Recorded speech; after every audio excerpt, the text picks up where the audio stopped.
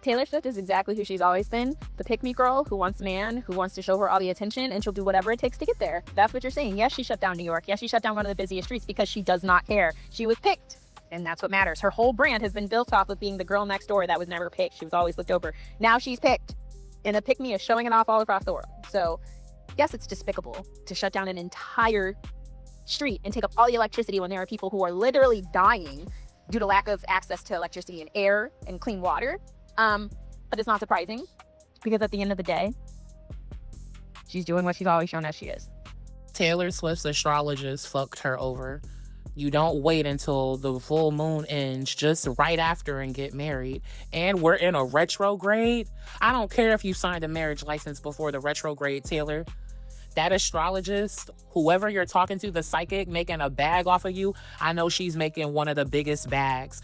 Shout out to her, low-key. She's scamming you. You should have waited at least 2 weeks after this full moon, even if you agreed to get married during a retrograde. Jesus, what did you do, Taylor? You did the wrong thing. You should have waited until after this retrograde. What you rushing?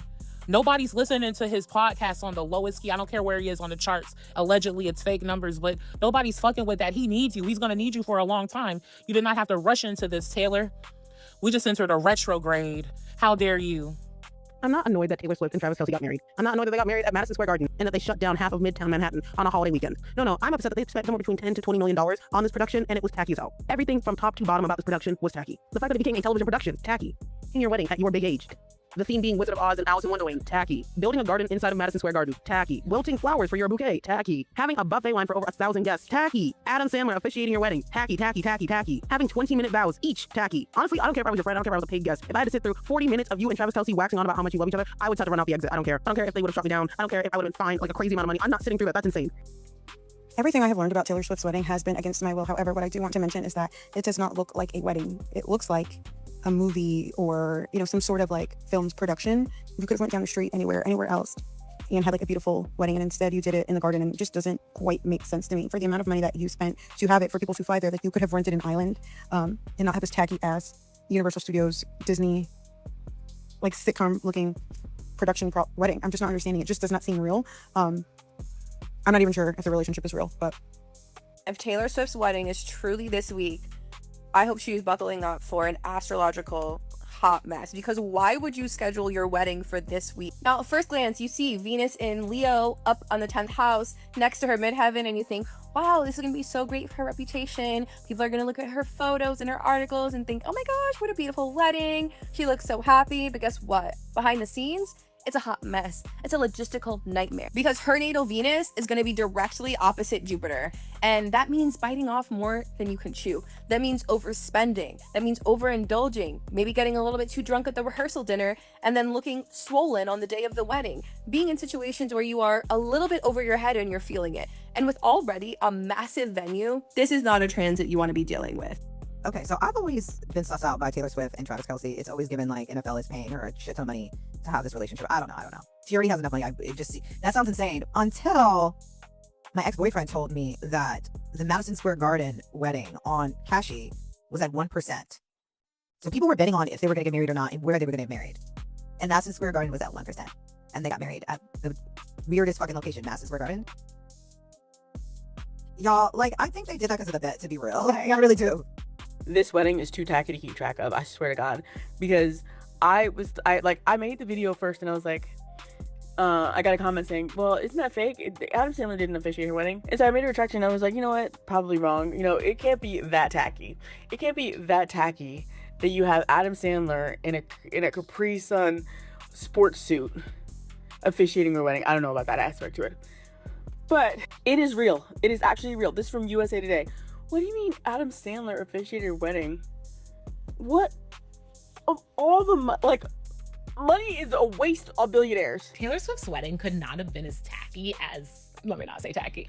Some of what they're saying about Taylor Swift's wedding has to be a lie, right? And she's not going to speak up and say, yes, this is true. No, that's not true. Because then you have to affirm or deny every little thing. But she and I are very different people, because some of these accusations, I would be testifying before Congress in order to clear my name. A raffle? And having a bunch of money, it's often about freedom, and you could say, yeah, well, she freed herself from others' expectations.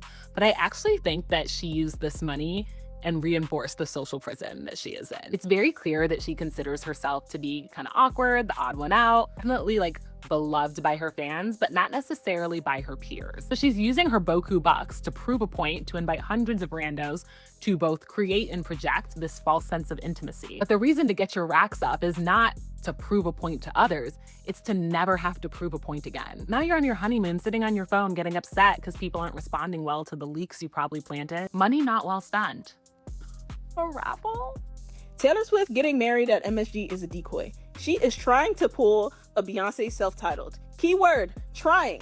First of all, her getting married to Travis Kelce don't even make no damn sense. Because first of all, what do they even talk about? From where to where? Where did they find each other? What do they talk about? What do they do? That don't make no sense. Secondly, why are you getting married at MSG? That is tacky as hell. I'm telling you, this is a decoy that is sponsored by Netflix. So basically, what she's trying to do is she's trying to have a music video. She's gonna bring in these 1,000 guests. They're going to be the fans for this live show. And basically, it's going to be a whole stage, and she's gonna turn it into this whole fairy tale princess themed music video / live show.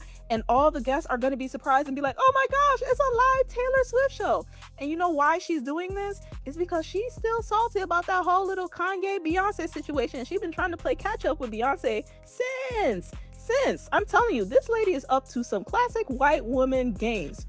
Tacky, tacky, tacky. The world's oldest teenager, Taylor Swift, and the former swirler, Travis Kelce, have reportedly tied the knot at Madison Square Garden. Everyone, please respect Taylor Swift's privacy as she shuts down MSG for her wedding, closing streets and coordinating enormous security operations, and inviting 1,000 guests to her circus. I just love how low-key she is with everything. Unlike Zendaya and Tom Holland, oh my god, that is a couple that will not stop inviting us into their relationship. Have a little couth, Zendaya. Furthermore, the blonde, untalented billionaire clearly has the funds to be on some private island somewhere, but instead decides to rent out Madison Square Garden when it's 2,000 degrees outside and it's 4th of July weekend. Okay, so let me just first say this criticism that is being levied against Taylor Swift and Travis Kelce is like, I mean, you got average everyday people who can barely afford to pay their rent criticizing multimillionaires and billionaires. So all I can say is Travis Kelce and Taylor Swift are crying all the way to the bank. Like, I mean, that's the way I look at it. Okay. Now, secondly, here's what I really think is going on. And this is, of course, is not the case for all Black women, but for some of the Black women that I saw who were very quick to criticize and just shade, you know, her wedding, shade their wedding preferences. First of all, I find it ironic that like the least married demographic has anything to say about an experience that most of them will never experience anyways, because let's just be honest, like only 1 in 4 Black women are married, last I checked. And the marriage rates in America aren't necessarily increasing by that much. And so quite frankly, you have women critiquing an experience that they'll never even have ever in their life. So to me, that already speaks to a little bit of perhaps jealousy or envy. But I think the real issue with this wedding, it's not that she shut down Madison Square Garden. It's not that she had Adam Sandler. It's not any of those things. And quite frankly, a lot of these Black women, they don't even listen to Taylor Swift like that. They're not even really into her music. Like, she does have a demographic, but I wouldn't say that she's like highly popular among Black women like that. Like, she's a lot more popular among whites, among Asians, you know. She has her demographic, but like, she's not like, she ain't Beyonce in the Black community. I'll say that. But the big issue is the fact that her husband, Travis Kelce, okay, the last public relationship he had before Taylor Swift was a Black woman. It was Kelly Nicole. And there are some Black women who are just, they're not really over that. They're salty over that. It just rubs them the wrong way, because Travis Kelce, he wasn't supposed to do that. He was supposed to stay with his beautiful Black ebony queen and marry her up and then give her the soft life, right? He wasn't supposed to break up with her or, you know, not work out with her and then level up his life and get with a billionaire, right? And get with a woman who was ultimately helped to take his career to the next level. And so I feel like there's a lot of Black women who they don't even really care about Taylor Swift as much as they are mad that she ultimately shattered their image.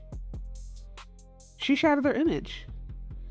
You have this successful, handsome NBA player that a lot of swirlers, a lot of Black women were really happy about when he was with Kayla Nicole.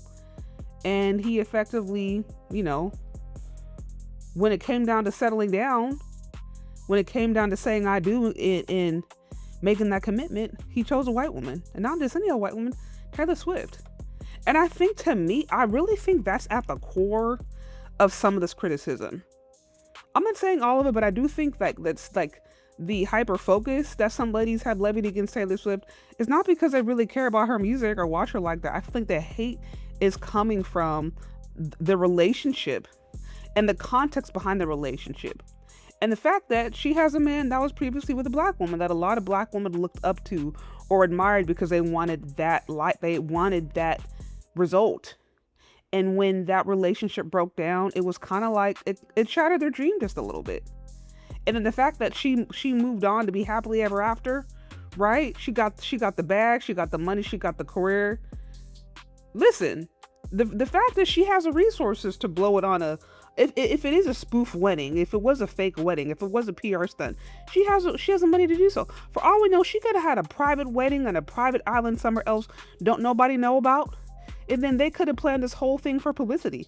They have the kind of money to do that. But that's what I'm saying. She got the money, she got the bag, she got the career, she has the looks, she has the social status, and she has the man. And Kayla Nicole, she's still in her journey and she's single. And that's fine. I'm not saying this isn't necessarily anything wrong with being single, but that wasn't the aesthetic that some of these Black women, particularly swirlers, divestors, that wasn't the aesthetic they were hoping for. That's kind of like an L for them. And that's actually why that's what I feel like is at the core of some of this disdain that some of the ladies got towards Taylor Swift. But anyways, what do y'all think about this whole thing? Y'all let me know your thoughts down in the comment section. Thank you so much for listening if you've gotten this far, and we'll talk later. Okay, bye.